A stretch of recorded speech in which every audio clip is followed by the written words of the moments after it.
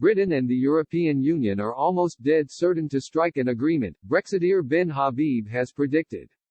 The former Brexit Party MEP insisted no deal is unlikely as the UK is simply not prepared for it.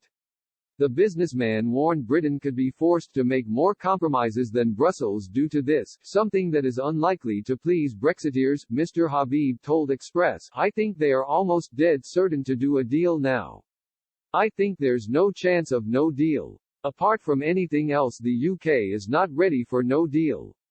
If we were going to no deal on December 31, the country would need to know how we are going to be dealing with goods coming in from the EU in terms of tariffs and everything else, what it would need for the movement of capital between the EU and the UK, what it would need for travel between the EU and the UK, what it would need for double taxation of profits for companies who have subsidiaries in the EU and parent companies in the UK and vice versa.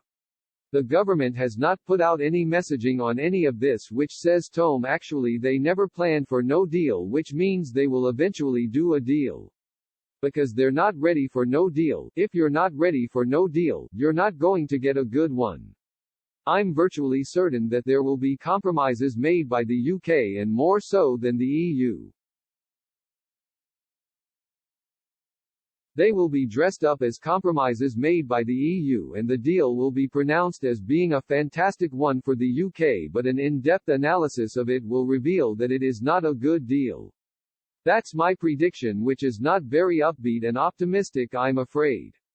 Ex-MEP Mr. Habib's remarks come as trade talks led by Lord Frost and his EU counterpart Michel Barnier are continuing this week.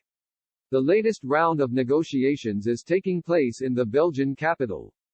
Both sides have agreed a deal needs to be struck by next month to be in place for the end of the year when the transition period comes to a close. But a major breakthrough is needed to finally reach an agreement. Fishing and state aid have proved to be key stumbling blocks. Boris Johnson has insisted he will walk away from the negotiating table if a deal cannot be settled by the EU summit on October 15.